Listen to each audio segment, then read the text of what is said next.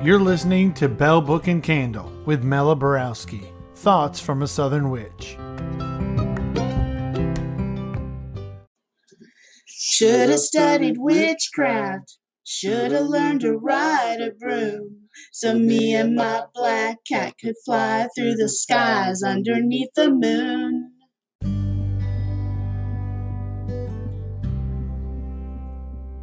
Hey y'all, it's Mela Borowski. Welcome to another episode of Belle Book and Candle. I'm so glad you're here with me. We're still talking about sleep magic and dreams. Now, dreams and psychic gifts often go hand in hand, and that's what we're going to be talking about today. But first, I want to read you a few stories from the Dream Sourcebook. The first one is about Abraham Lincoln. It says, in 1865, Abraham Lincoln, the 16th President of the United States, is asleep in the White House. Entering a state of REM sleep, he begins to dream. At first, he hears people sobbing. Following the sound, he wanders down the stairs in search of its source. His eyes land upon a coffin, but he is unable to see the face of the deceased. Turning to a nearby soldier, he inquires about the deceased. It is the president, the soldier responds, killed by an assassin. A few days later, Abraham Lincoln was murdered. It is 1912. The Titanic, an immense passenger ship, is making its way from England to New York. On land, a young girl dreams she's walking along a road near her home when she suddenly spies a massive sinking ship. She hears a scream and awakens. When she falls back to sleep, she has the same nightmare. Elsewhere, a man who has booked passage on the Titanic dreams more than once that he sees the ship floating askew, with people scrambling about in the surrounding sea. A change in plans prevents his getting aboard. A few days after these dreams, the Titanic sinks, killing 1,500 people.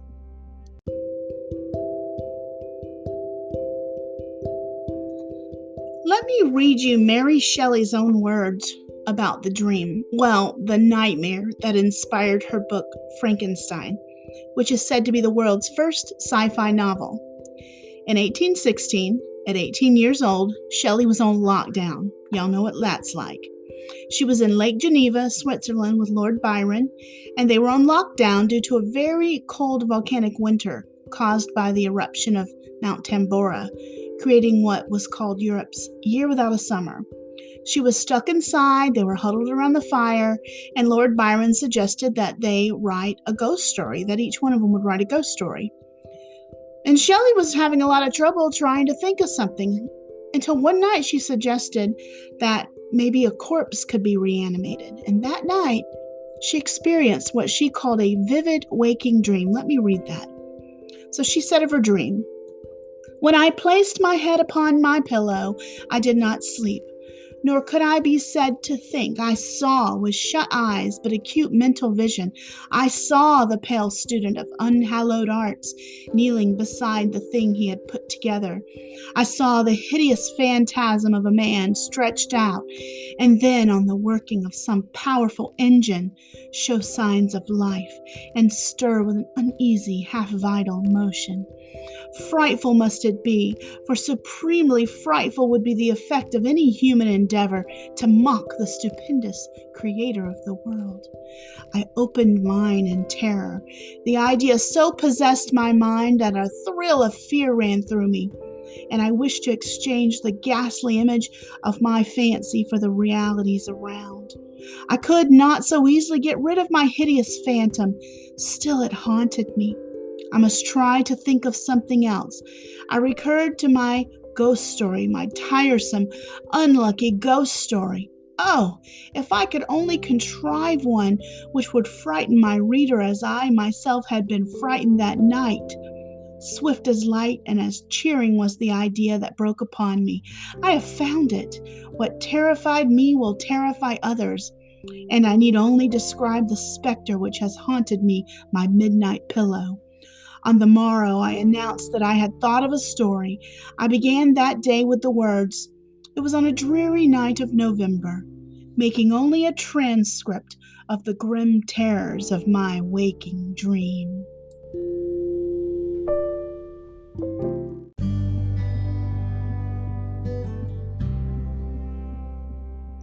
Thomas Edison used his dreams to brainstorm his ideas, as he believed dreams often gave way to brilliant ideas. In fact, he would sometimes place a metal tin on the floor between his feet and hold a rock in his hands while he would brainstorm, so that when he drifted into sleep, the rock would fall out of his hand into the tin and wake him up. It was his way of what's called WBTB, or wake back to bed, which is used for lucid dreaming, albeit normally people don't use a rock and a tin today. Edison was a huge believer in using lucid dreams to enhance his creativity, so it makes you wonder how many of his inventions came from his dreams. Now, have you ever seen the movie Inception? It's a wild and crazy ride, that's for sure. It's a movie about lucid dreaming, and it was actually inspired by Christopher Nolan's personal experiences with lucid dreaming. Now, the movie is, of course, a dramatic exaggeration of certain aspects of the dreamscape and of lucid dreaming, but it's definitely interesting nonetheless. Now, have you heard this one about Paul McCartney, that Paul woke up during a dream with the tune "Yesterday" in his head one morning, and this later became one of his greatest hits that the Beatles ever produced. He almost even named it "Last Night."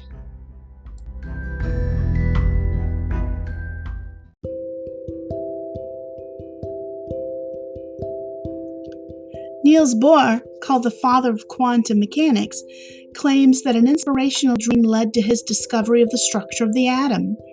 He got his doctorate in 1911 and attempted to understand the structure of the atom, but nothing seemed to work. So one night, he started dreaming about atoms. He saw the nucleus of the atom with electrons spinning around it like planets spin around the sun. He woke up and he just knew his dream was truth. But he was a scientist, so he had to prove it. He searched and he searched for evidence, and it became one of the greatest breakthroughs of his day. He even won a Nobel Prize for physics as a result of his dream.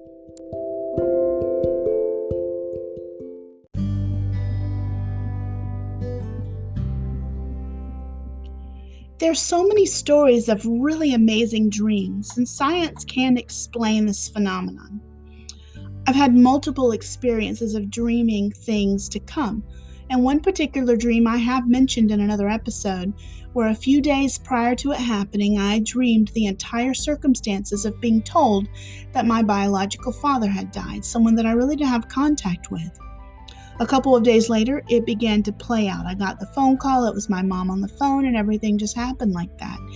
And at the time, I didn't know if I had caused it to happen, or if I'd just been shown that it was going to happen. And it really frightened me so much that I was afraid to dream for a while.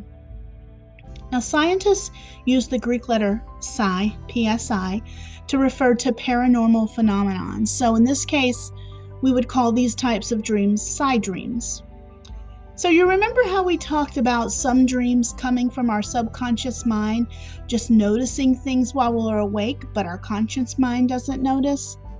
What if some people not only notice actual physical things around them, but also energy about people?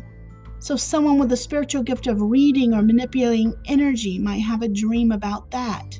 Or someone who channels information from a higher source, being open during dreaming for information to come in through that channel. What about the possibility that our Akashic records are able to be opened during dreaming, allowing us to dream of our past lives or glean information from the collective source of knowledge? What if? Now we're getting into some crazy shit. Time is all curvy and cyclical, and we're dreaming of things that were or might have been or might be on another timeline. I know it's getting a little crazy here. So the book, the Dream Sourcebook, talks about 4 types of psi dreams. There's precognitive, clairvoyant, telepathic, and mutual. So let's discuss each of those. A precognitive dream is a dream that gives you information about something that hasn't happened yet, but later it actually happens. So have you ever watched the movie Minority Report? I know a lot of people didn't like it. I enjoyed it. The dreaming people in that movie were called precogs, and their dreams were being monitored, and the people that they were dreaming about were being arrested before they even committed crimes based on the dreams of the precogs. So if we're not talking about a movie, we can think of the dreams of Lincoln and the man on the Titanic that I mentioned earlier. These were precognitive dreams, as was mine about the death of my biological father. Now, a clairvoyant dream is where you dream of something that actually already exists in the world, but you didn't have knowledge yourself about it before. So it's a lot of those deja vu experiences that you may have. I have them all the time. I would say about once a week, if not more, I have really strong deja vu. And it could be little tiny things, but I feel like this already happened or I've been here before. Now, deja vu and the precognitive dreams can be intertwined. So a lot of my deja vu clairvoyant bits and pieces of life are small, like someone walks into a room a certain way, or someone turns a certain way in front of a certain picture, or they say something that I've heard before. Clairvoyant dreams can also encompass astral travel or remote viewing, where you're watching something going on during your dream that you later find out to be true. My aunt calls this dream walking, and some people are very gifted in doing this. Now, a telepathic dream is where you have direct communication between yourself and another person. And a mutual dream is where two or more people dream very similar dreams on the same night, but not necessarily at the exact same time. So how do you know it's a psi dream and not just a regular dream that you need to interpret via all its symbols? The very best way is to keep a dream journal, so you can write down all the dreams as you remember them, and any notes as far as, this came true, or this was deja vu, or some information that you've gleaned from it. And you might just be able to learn what a psi dream feels like or looks like to you. I've read that psi dreams can be more vivid. They might have a special quality about them, like an old-time movie. So you may be able to learn what your psi dreams actually look like.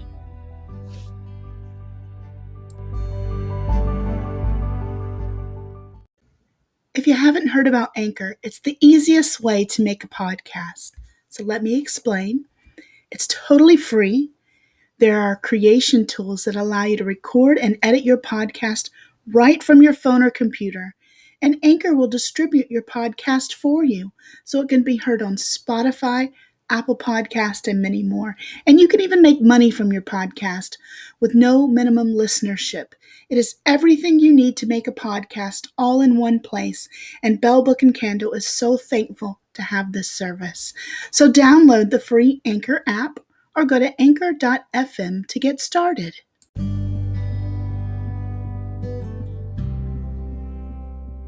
So we've discussed incubating dreams before, and there are ways that you can incubate psi dreams as well. So if you try any of these dream experiments, please let me know. The first one is best done when you have people who are going to be sleeping in close proximity, like sleep over at a house or camping or something of that nature. You'll need 6 pictures the size of a standard piece of paper. The pictures need to be very simple and very different from each other. So like a dog on one, a boat, a cloud, a tree, just very simple things. You can print them out, you can draw them, you can even cut them out of a magazine. So one person's the sender and selects a picture to send to the receivers as they sleep. The sender concentrates on the image, visualizing it several times that night. The sender could also visualize a web or a network connecting them to the others who are sleeping and receiving. The receivers try to tune into the sender as they are falling asleep, and they might even state an intention, something like, "Tonight I will dream about the picture sent my way." So in the morning, each receiver draws a picture of what they dreamed. So you don't discuss anything with anyone. You don't look at the other pictures. And so then once everyone has drawn the picture, the sender will then show all 6 of the original pictures. The dreamers try to guess which of those pictures the sender had been sending to them. And they can even look at their own pictures to try and figure out what it is. And then each person recounts their dream. And then and only then does the sender tell everyone which picture that they sent. Now, another experiment can be done between 2 people, where one is the sender and one's the receiver, and they should again be in the same location overnight. The sender will have to stay awake while the message is being sent, and the receiver needs to be sleeping. The sender writes down on paper what message they wish to send while the other one is sleeping. You decide where the sender's going to be. Maybe they're going to sit outside the door while the person sleeps, or even be sleeping in the same room, or whatever you decide. So the receiver goes to bed, and about 90 minutes or so after the receiver has fallen asleep, so you're going to need to determine how long it takes for your receiver to fall asleep. Like my husband is asleep in 5 minutes or less. For me, it might take up to an hour. So you add that in plus the 90 minutes, and then the sender begins to send the message by repeating the words of the message in their head. You can do this several times throughout the night if the sender is willing, or you can just do it that once. And then the next morning, the receiver talks about all the dreams that they had that night, trying to figure out the message, and then the sender can reveal the message.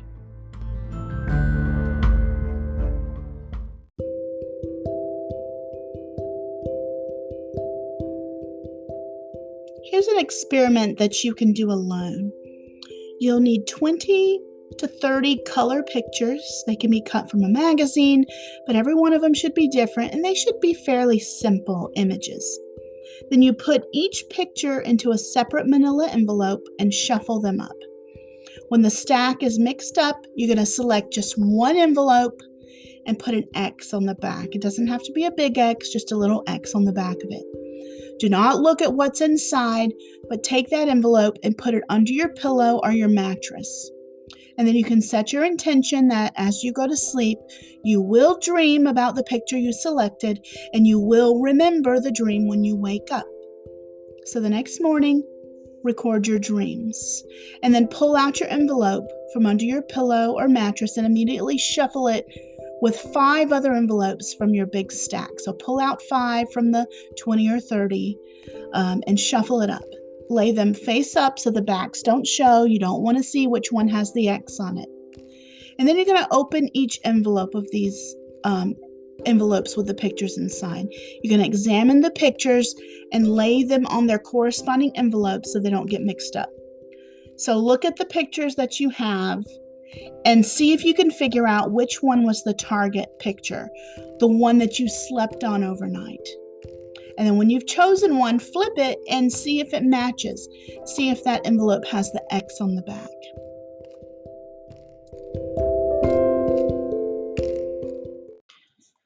This has really been a lot of fun talking about all different types of dreams and sleep magic. And I am just so interested in hearing about what you want us to talk about as far as sleep magic and dreams. Have I missed something important?